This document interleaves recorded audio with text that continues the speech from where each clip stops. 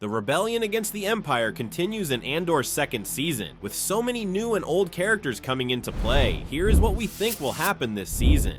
Andor was always meant to be a 2-season limited series from the show's inception. This second and final season will be the connecting tissue between the show and the events in Rogue One. From what we have seen from the trailer and casting announcements, this season will be much more of a prequel to Rogue One than the previous season. That gives us a lot of hints at what the story could be. In Season 1, we were shown small pieces of the Empire building the Death Star space station. This will no doubt be a significant plot point this season. During the trailer, we also hear the iconic Death Star alarm horn playing in the background, alluding to the fact that this threat is constantly present this season. How exactly will this play out in the show? As we know from Rogue One and A New Hope, the Death Star is kept very secretive. It is not until the events of Rogue One that the rebels find out about the space station. So in keeping with that canon, the stories surrounding the Death Star will likely be a backdrop for our Empire characters. As we saw in Season 1, there is plenty of infighting between the higher ranking officers in the Empire. When adding the Death Star into the mix, these officers will do whatever they can to rise up. There is one character in particular who is very connected to both the Death Star and Rogue One. That, of course, is director Orson Krennic, who we know will be appearing in this season. While we only get snippets of him in the trailer, we do see him appear in multiple different locations, meaning his role will be more than just a cameo. This season, his control of the space station will likely be a central plot line. As we know from Rogue One, he is directly responsible for creating and constructing the space station. It would be his top priority to keep it hidden from the rebels as it is nearly complete. Maintaining that secret while retaining control of the space station would be a great connection to Rogue One. This could also open the door for a surprise character return of the architect of the Death Star, Galen Erso. We know that Erso and Krennic worked together to create this station, so it would make sense for him to be there at this stage of the construction process while also serving as a fun cameo potential for Mads Mikkelsen.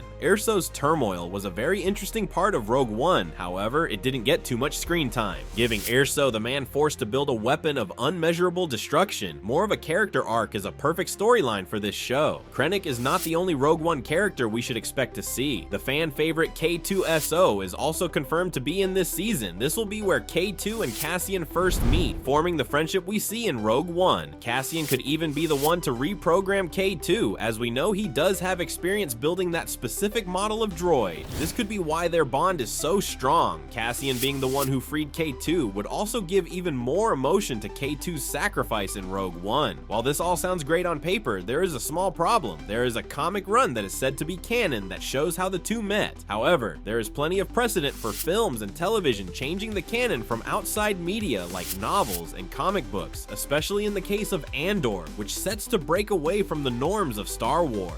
We do get a quick moment in the trailer showing 6 of these droids sitting together in a room.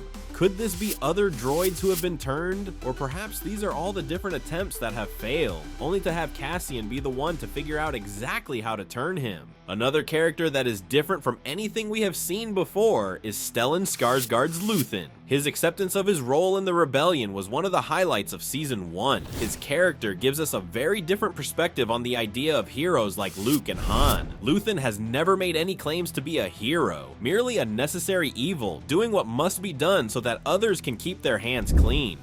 I'm damned for what I do. Cassian is very similar in this way. While the two are far from friends, there is a mutual understanding for each other, both knowing they will do whatever it takes for the rebellion. Although the fact Luthen is not mentioned or seen in Rogue One leaves us to believe he may not be making it out of this season alive. With all of the lies and games that Luthen has been playing, it almost seems inevitable that one will come back to bite him. There is a looming question about why Luthen, who was so important to the rebellion and Cassian, is not so much as mentioned in Rogue One. While Cassian is not the type of character to willingly bring up his past, could there be more to it than that? What if Cassian was the one to kill Luthen in the end? While this theory is pure speculation, there is some evidence to back this up. As we know, Cassian is more than willing to kill someone he knows if he suspects danger. We even see this at the beginning of Rogue One. Having Cassian be responsible for Luthen's death, either directly or indirectly, would be the next step for the character. It would also harken back to Luthen's amazing monologue from the first season, showing Cassian where this path eventually leads. I burned my life to make a sunrise that I know I'll never see. To reiterate, this is just a theory, with little known about where Luthen's story will go in this season. However, based on what we know about the show and this character, having a death like this could be incredibly impactful. What happens with Luthen will have a great impact on Cassian and his future. We have seen him go from mercenary to rebel warrior. This season, he will progress further, taking a much more pivotal role in the rebellion. Welcome to the rebellion.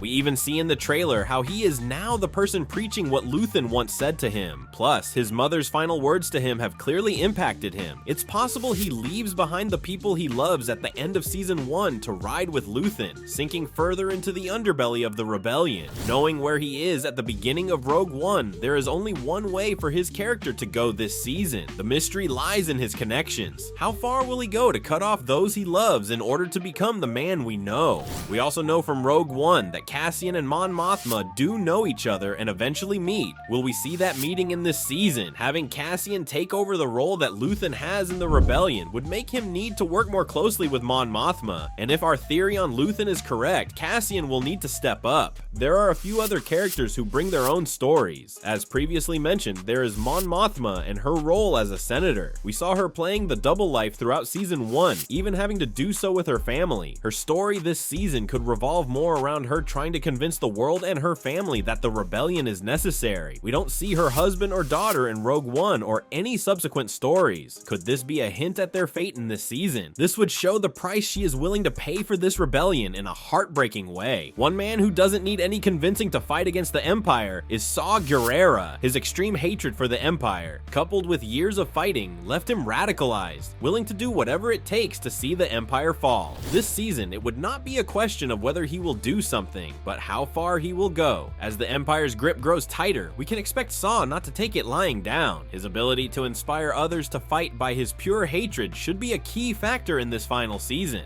This final season is highly anticipated by almost all of the Star Wars fandom. With a larger cast, more connections to the films, and a looming Death Star, there are plenty of story opportunities to be invested in. Much like the first season, this season will be split into 4 3-episode arcs, spanning different events of the birth of the rebellion. There are so many interesting characters and stories for this season to pick up from the first. Will we see a return of Kino Joy? How will Dedra handle being saved by Seville? It is hard to imagine all of these characters wrapping up in just 12 episodes. Thankfully, we won't have to wait long, as the first episode premieres on April 22nd on Disney+.